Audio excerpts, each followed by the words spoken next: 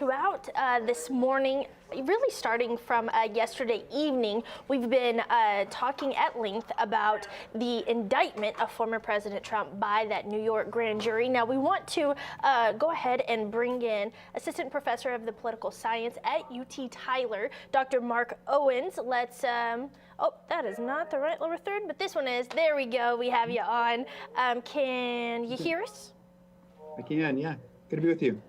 Good to be with you as well. Good afternoon. So off the top, what were your initial first reactions when you heard this coming down? We know that we thought it was going to be, earlier on in the week, and then there were some reports, at least in the Trump camp, that it wasn't going to be for weeks. So what do you make of a Thursday kind of spur of the moment indictment? I think in this case, the fact that it happened on a Thursday lets people, I think, number one, know how it's going to happen next week. And there have been some conversations about the fact that on Tuesday will be the next moment of action. And so typically in any legal process, these things are actually telegraphed and people get notice of what's going to happen. So I think that's, in a sense, when someone got notice, then they let us know that it was coming, making it appear like this might be happening as a surprise. But I think collectively, one of the moments was just a bigger surprise that it happened. Now, in the fact of how it's going to occur, we know that in this case, Trump will go to essentially to a police place. And then the fact is that he's going to then be able to go home. All right. I mean, this is not a process here that's going to continue to last for a long time.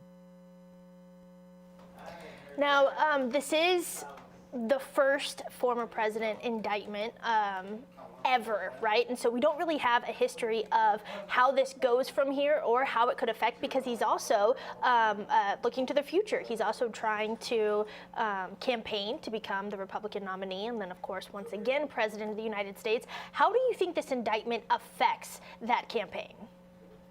Yeah, the idea in many ways for us is if this indictment is just one issue and it were to continue to be questioned and studied, the history tends to show us that it might not matter, right? Bigger things are going to matter. People are going to think about the economy. People will continue to think about other leadership. How does he have experience to do this? I mean, he's a name that people know. I think in this case is that if it's one thing that leads to many things, if there's multiple scandals, that tends to hurt people as far as politicians and running for office. But we are now quite a ways away from, even in this case, March 2024, when Texans vote in the primary.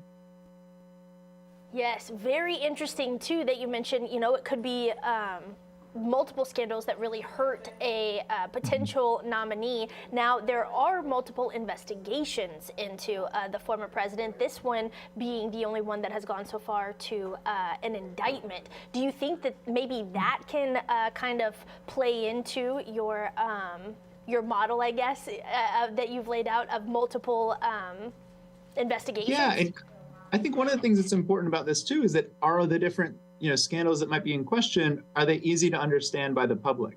We had ones in like the 1990s of the savings and loans scandal, and it was quite understanding that people were taking money before they were going to get their paycheck. And I think that doesn't sit well with voters. In this case, if there are questions about bribery, and then there's one about elections, and then there's something else, right? If they're not connected, I think some people might want to understand I think, number one, they're going to weigh if that matters or if they're small things.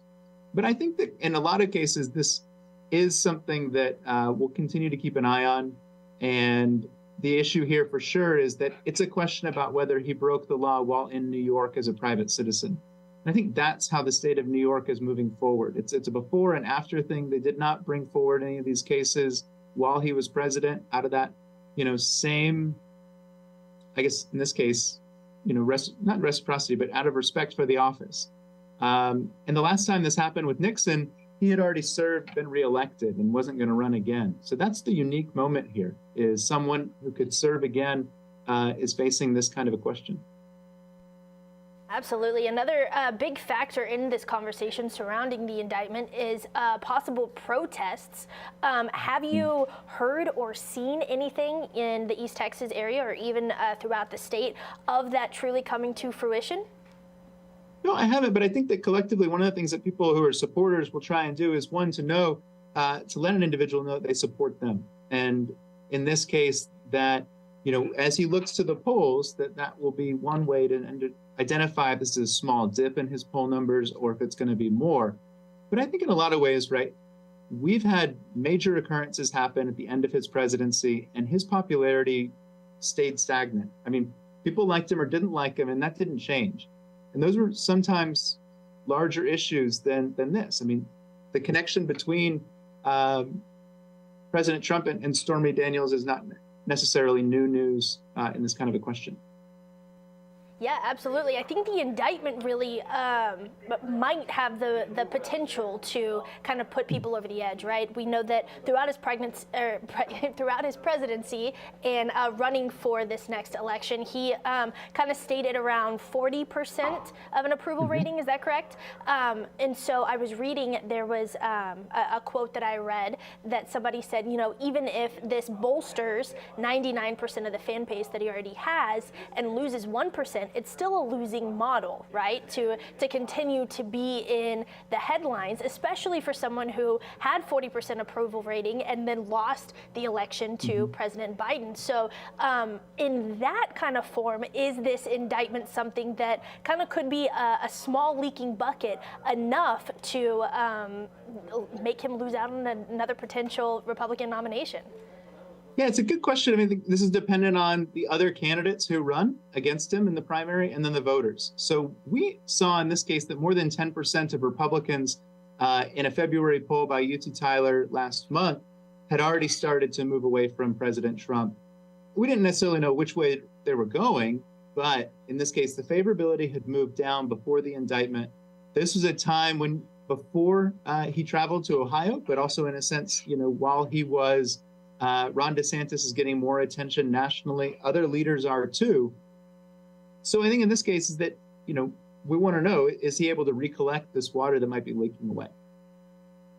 Absolutely, and I believe that's something that only time will tell. We look forward to Tuesday when the indictment is then made public to be able to see if it's something that will better reach those voters that can understand all of the charges brought against him. Dr. Owens, I want to thank you for being here on East Texas Now this afternoon, and I'm sure we'll chat again soon. All right. Have a good day. You too. Once again, that is Dr. Mark Owens from UT Tyler with the political science